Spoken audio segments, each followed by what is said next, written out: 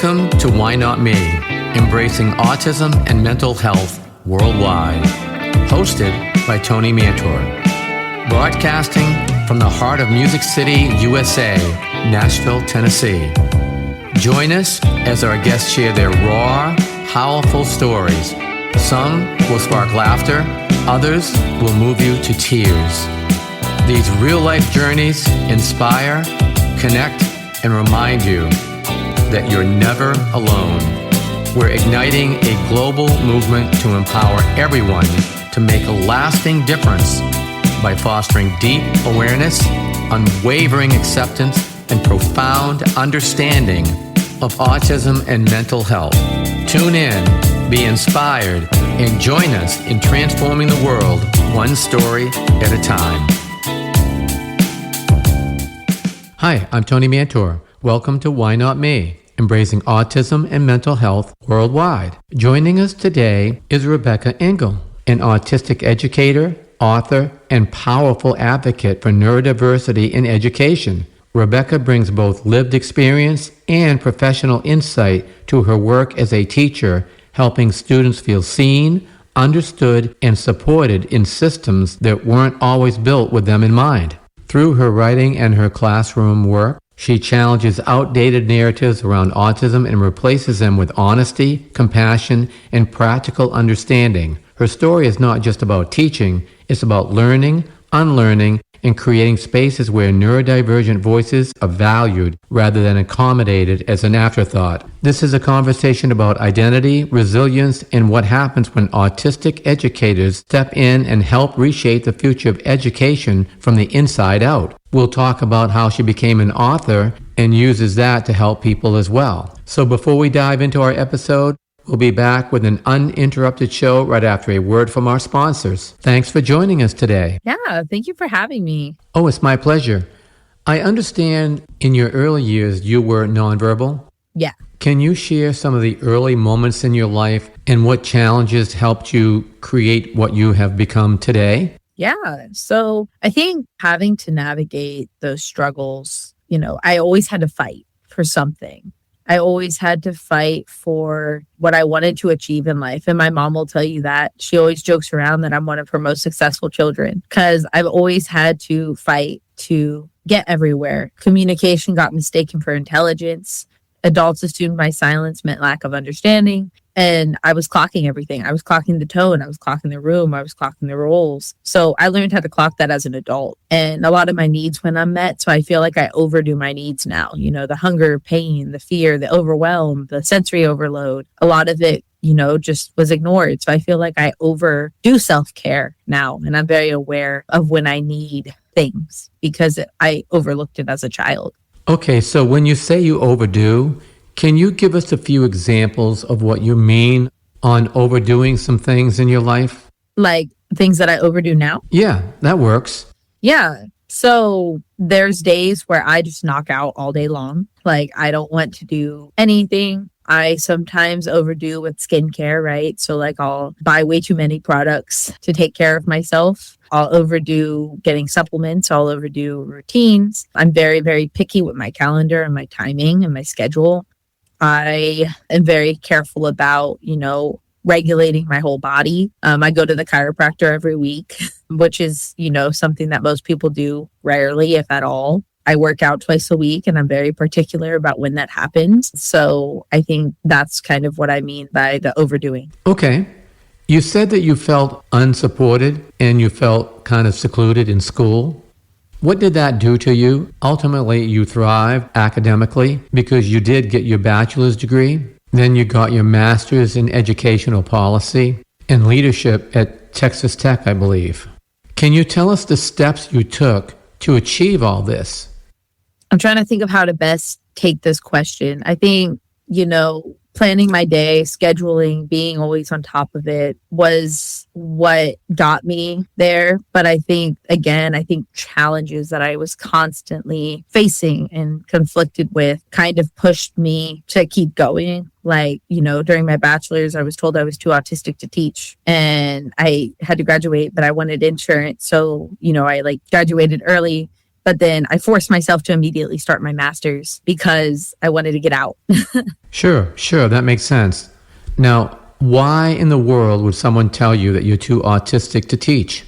You're learning all the things that you need to learn, you're doing your studies, you're figuring it all out. This just does not make sense. Yeah, it didn't make sense. The director of education at my university pretty much said that I didn't communicate correctly with kids due to my autism, despite having all 5-star rankings across all of my evaluations, and was just always saying that my communication was off or not there, which actually set me to set a communication goal as my goal when I got to my first year teaching, because I was so self-conscious about meeting these requirements that I was scared that my communication was going to get me, fired or make me lose my job or make me not applicable enough. And funny enough, my last 2 years teaching, communication has been my highest area on my records. So I still, to this day, have no clue what this woman meant. Yes, that's very strange and unprofessional, in my opinion. How did it start off for you? You said you was nervous, which is totally understandable.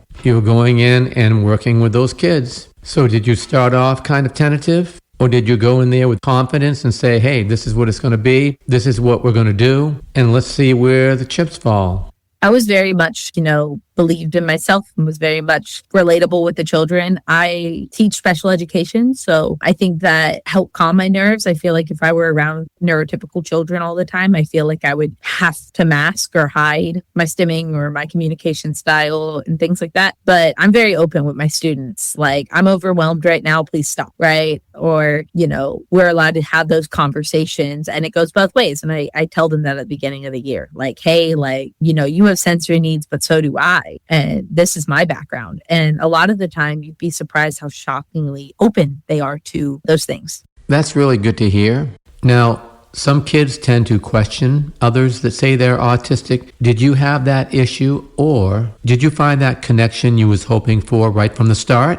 I automatically connect. I feel like I teach the younger grades, so I don't think they don't question it. And, I don't go up to my kids and straight up say, I'm autistic and ADHD, right? Because some of them don't even know what those terms are yet. And some of them aren't autistic or ADHD themselves. They have other neurodiverse traits like dyslexia or dyscalculia, right? And so I'm very just upfront about my sensory needs and things that trigger me or set me off rather than the disability itself. And I feel like they connect with that. Like, oh, that noise sets me off too.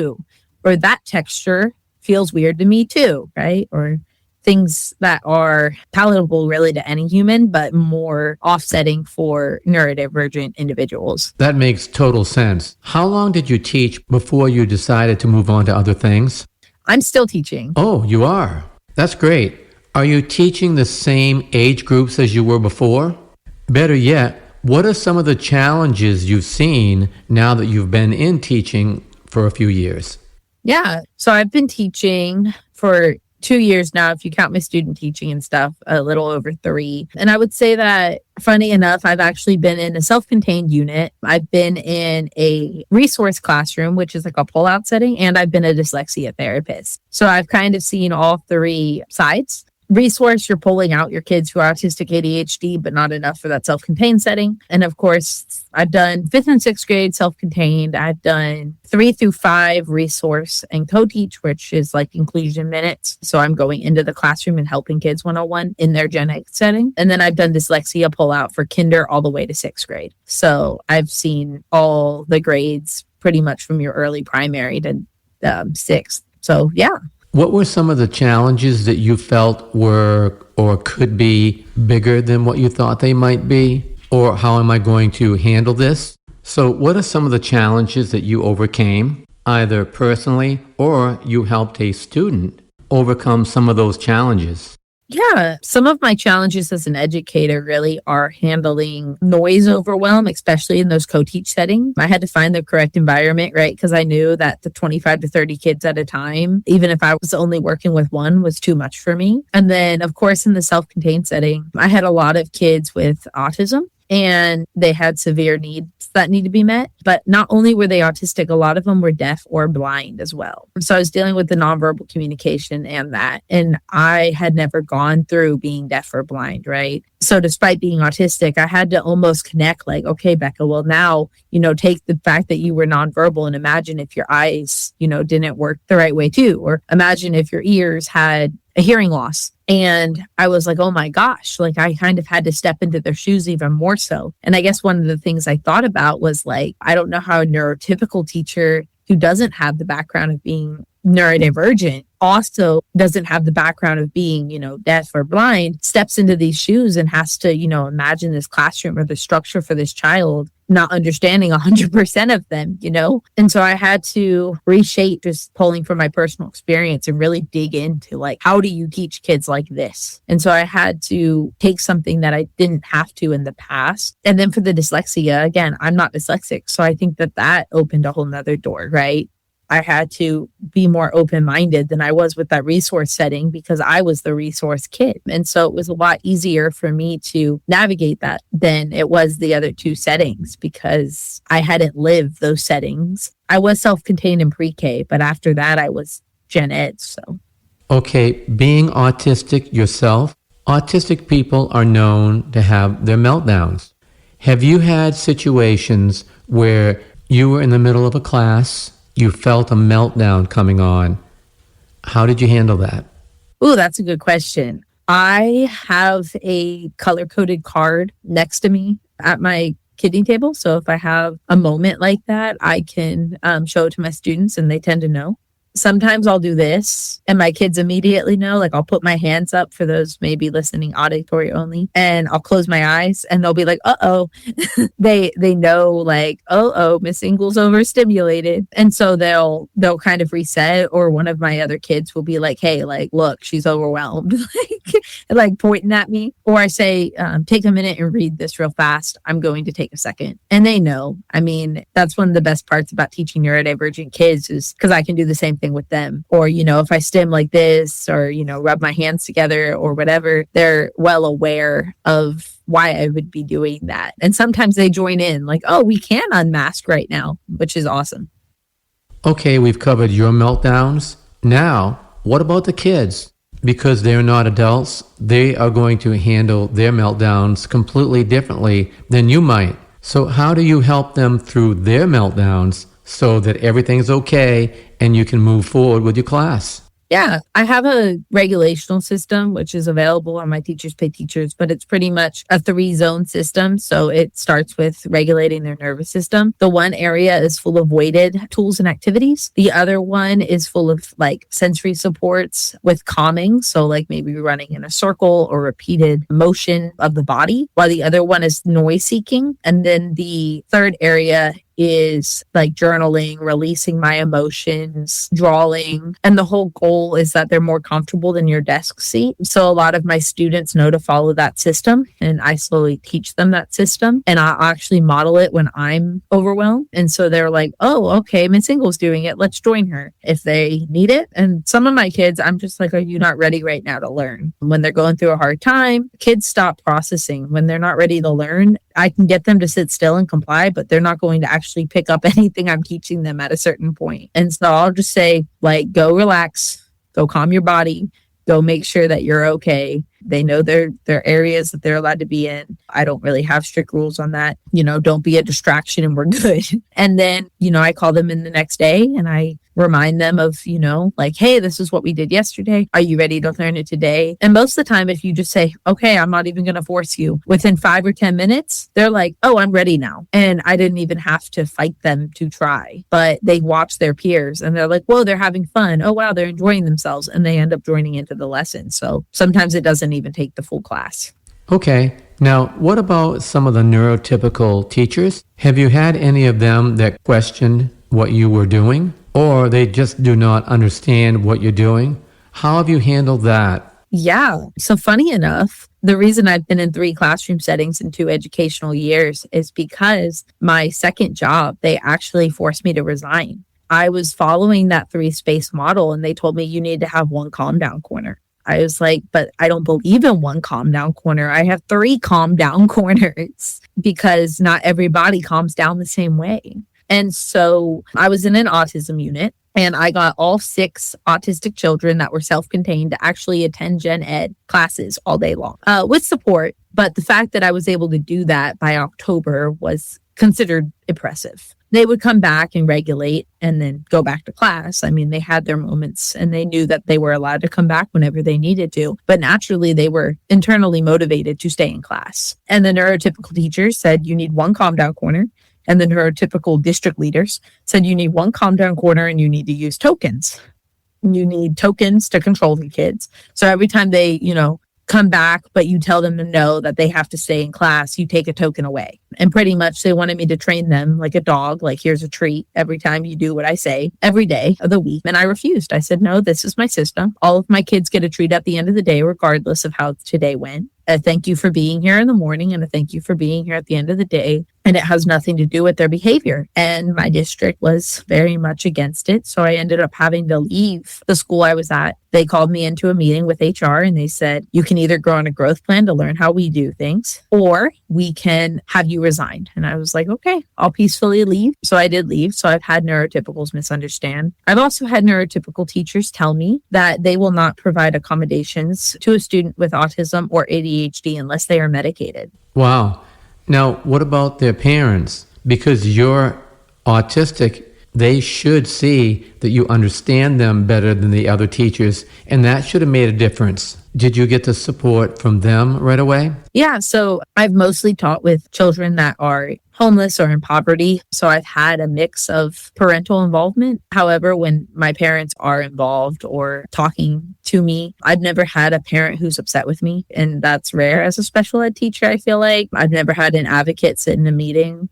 I've always had supportive parents and parents who, thank me. I've had parents thank me for being young, who are just happy that their teacher is under a certain age. I've had parents just meet with me and ask me about my autism, and I'm very open with them. I love it. I love that I have that connection with my students. And, I feel like a celebrity when I walk through with parents and teachers or students, because it's parents and students are always screaming my name.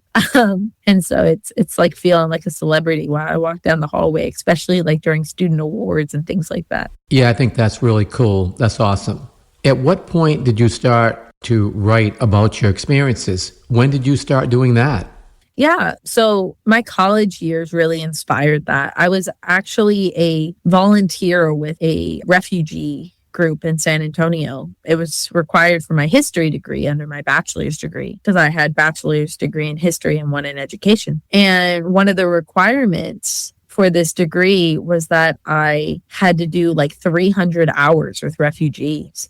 In order to do those 300 hours, I went to a tutoring room at an elementary school and worked with these refugee students. One of my college professors was like, we need you to write a book on books good to teach kids with autism or kids about autism. And every book I found was written by someone who was not autistic. Every children's book I found was written by the mom or the dad or the sibling of or the cousin of. And I was just like, why?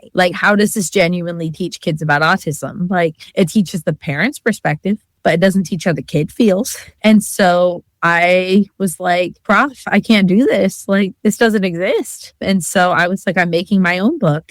And so one of my college professors, Dr. David Campos, he handed me a book that he was inspired by that was written by someone who was deaf. And it was a children's graphic novel. And he was like, you need to read this and inspire your book. So I inspired my own writing from that and wrote it and published it. And then people were like, you speak out against these token economies and these behavior charts, but why? And so I was like, well, that's book number 2. Then I just never stopped. I had people come to me who were like, I want to share my disability story, but I don't know how. So then I made an anthology. And then people started asking me about stimming. And I was like, I should make a book out of that. So that's my most recent release.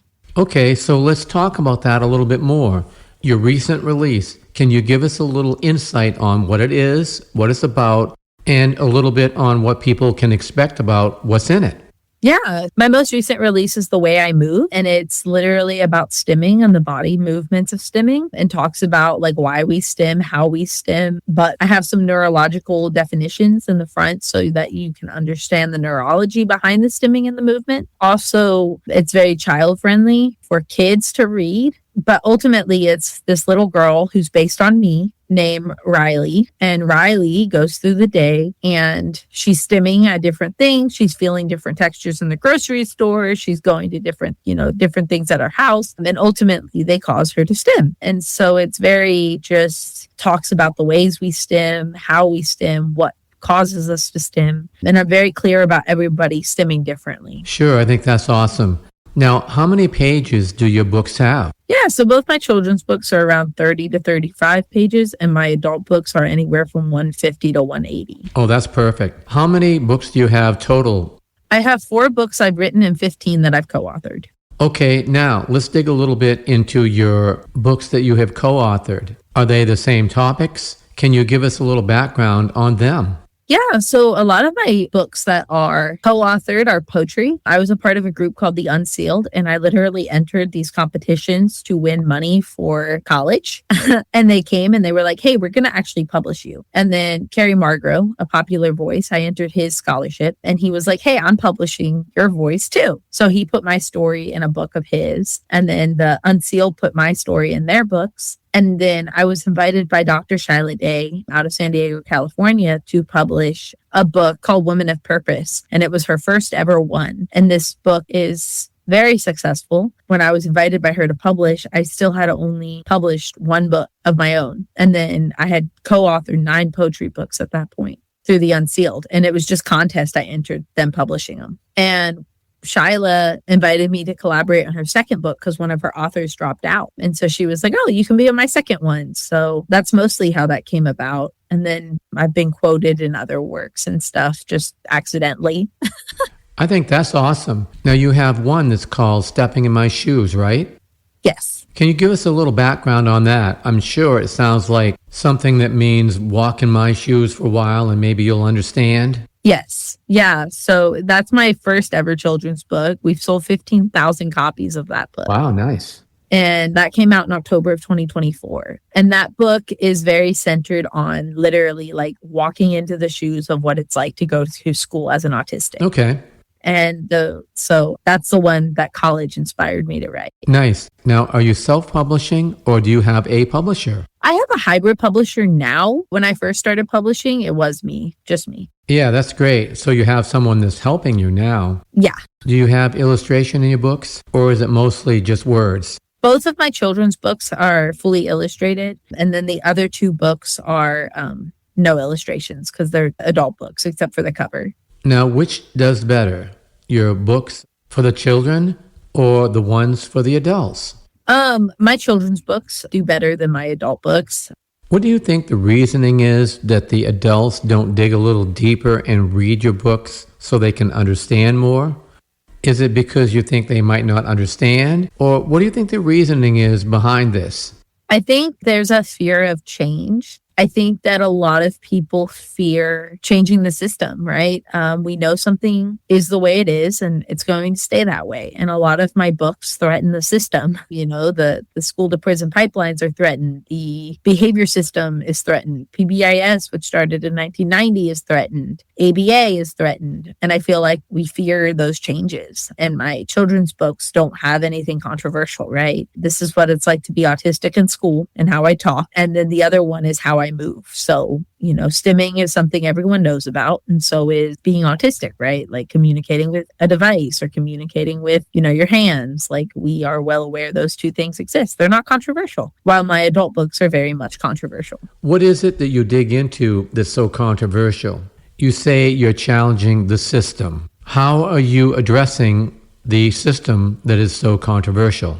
Yeah. So my whole entire lifeline of work is challenging positive behavior intervention supports. Then actually my shirt speaks to it. I'm not a behavior chart. I'm not a point system. I'm not a principal award. I'm not a classroom token. And schools rely on these systems heavily you'll see that, like you have perfect attendance awards and AB honor roll. And I speak and say that all of those are abusive and harm long-term development. And a lot of people are like, whoa, but there's this and this and this and this. And people attack me. I mean, both of my children's books are rated 5 stars and my other 2 books are 3.5 and 4.2. And there's a reason for that. Well, I think that you're not wrong. I think the system does need to be challenged at times. I've been doing this podcast for about 2.5 years now. When I first started, I knew nothing about autism at all. Now I've heard and seen so many people take so many different paths to get where they wanted to get for their children and themselves. There really is no right or wrong path.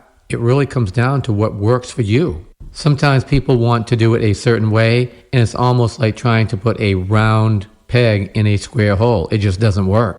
What do you see in the future for what you are doing?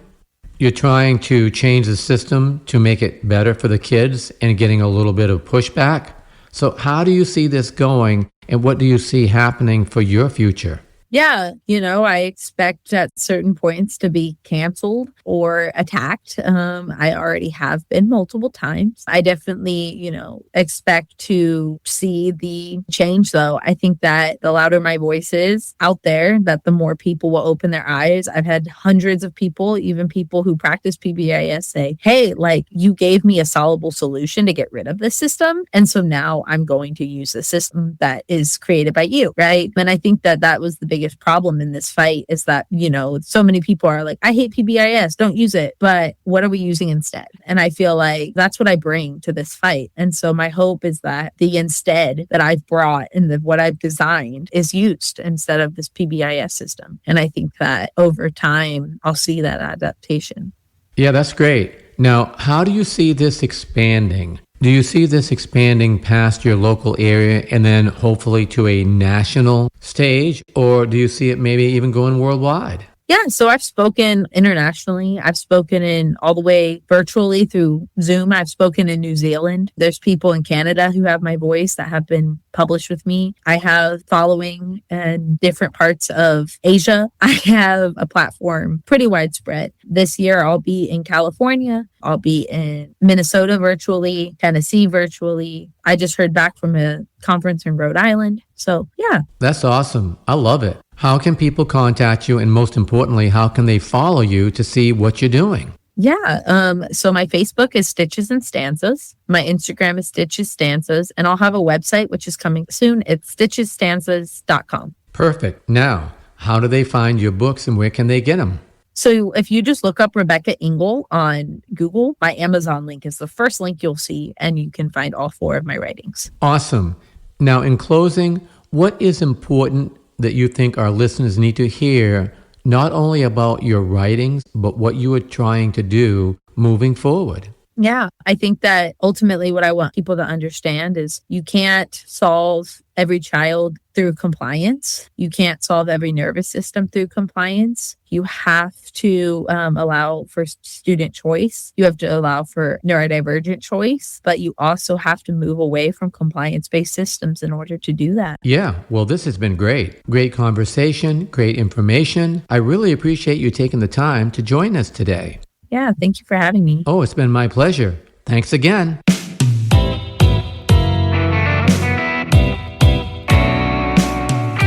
Thanks for taking time out of your busy schedule to listen to our show today.